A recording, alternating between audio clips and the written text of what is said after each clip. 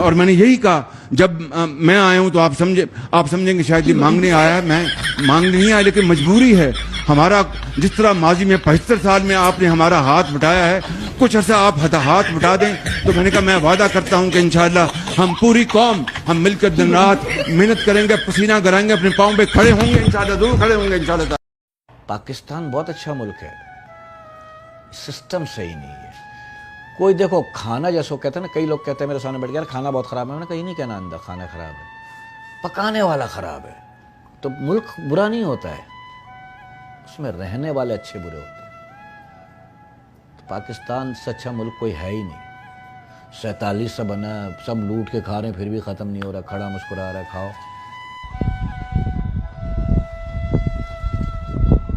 جس کی تنخواہ 40,000 روپے سے کم ہے, جس کی تنخواہ 40,000 روپے سے کم ہے, آج اس کو حکومت پاکستان 2,000 روپیہ دے رہی ہے. حکومت پاکستان اپنا 2,000 روپیہ اس کو دے رہی ہے. 2,000 روپے, یعنی 40,000 کی کوئی مقت نہیں ہے جو بیچارہ خود محنت سے کما کے لا رہا ہے, وہ 40,000 ہے. اور جو یہ 2,000 روپے دے رہے ہیں وہ اتنے زیادہ ہیں کہ 2,000 روپے حکومت اپنے پاس سے, آپ کے باپ کا پیسہ, آپ کی اپنی جائیداد ہے جس کو بیچ کر آپ دے رہے ہیں. ان کو تو لگ پتا جائے گا, ان کی ٹنڈوں کے اوپر سے پانی نہ نکلا, پسینے نہ نکلے. مریم نواز نے یہ کہا تھا کہ ہم یہ کر دیں گے, وہ کر دیں گے. ابھی تک خدا کی قسم کھا کے کہتے ہیں ہم اتنے پریشان ہیں کہ گھر کا گزارا ہی بڑا مشکل ہو رہا ہے.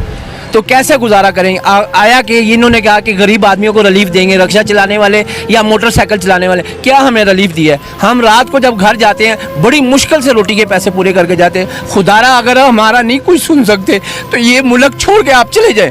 نہ آپ چلا سکتے ہیں نہ زرداری چلا سکتے. سر آپ رونے لگ گئے ہیں, آنسو نہیں, رونے اس لیے لگ گئے, صبح سے لے کے شام تک مزدوری کرتے ہیں, پٹرول ہی نہیں پورا ہوتا. ہم کہاں جائیں, ہمارا پٹرول ہی نہیں پورا ہوتا. شریف نے کچھ بھی نہیں ہوا, کچھ بھی نہیں سر ہوا, ابھی تک کچھ بھی نہیں ہوا. لگے ہیں ٹرائیاں کر رہے ہیں لیکن ٹرائیوں میں ہمارا بیڑا غرق ہوتا جا رہا ہے. مزدوری نہیں لگ رہی. پٹرول اتنا مہنگا, کوئی سواری پیسے نہیں بھرتی. باتیں کی ہیں, اتنی بڑی باتیں کی ہیں جو ایک بھی ہماری جیب میں نہیں آئی ابھی تک.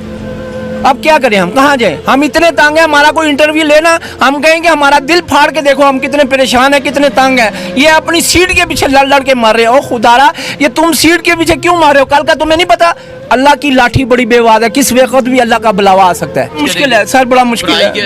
میں نے بیٹے کو پڑھائی چھوڑا دی ہے جی. میں نے اس کو کہا مزدوری کر, میرے سے نہیں ہوتا اب اتنا. میں صبح سے لے کے شام تک مزدوری کرتا ہوں, گھر کا اخراجات پورے نہیں ہوتے. کبھی کوئی چیز کم ہوتی ہے, کبھی کوئی چیز کم ہوتی ہے, تو آئے دن گھر میں لڑائی لگی رہتی ہے. کیا کروں میں, کدھر جاؤں؟ میں نے بیٹے کو پڑھائی چھڑا رہی ہے, 8ویں کلاس میں پڑھ رہا تھا, میں نے اس کو مزدوری پہ ڈال دیا. نکلتے ہیں ان کے بارے میں کہتا ہوں, میں دل سے کہہ رہا ہوں, میں حافظ قرآن ہوں, میں ان کو دعائیں دے رہا ہوں کہ یا تو یہ ملک چھوڑ کے چلے جائیں یا یہ ملک کا اللہ وارث ہے. لیکن بات یہ ہے کہ مریم نواز نے, شہباز شریف نے کہا تھا کہ میں اپنے کپڑے بیچ دوں گا, اور تم کپڑے مت بیچو, جو تم نے جائیداد کٹھی کی ہے وہ بیچ کے ہمیں پٹرول کی ریلیف دے دو اور ہمارے کھانے پینے کی اشیاء کی ریلیف دے دو. 250 روپے لیٹر ہو گیا ہے, تو ہم اتنے پیسے لیں گے, کہاں 200 لیتے تھے اب 250 مانگتے ہیں. وہ کہتے ہیں ہم کیوں دیں, ہم کھڑے رہتے ہیں, پھر ہم چپ کر کے کھڑے.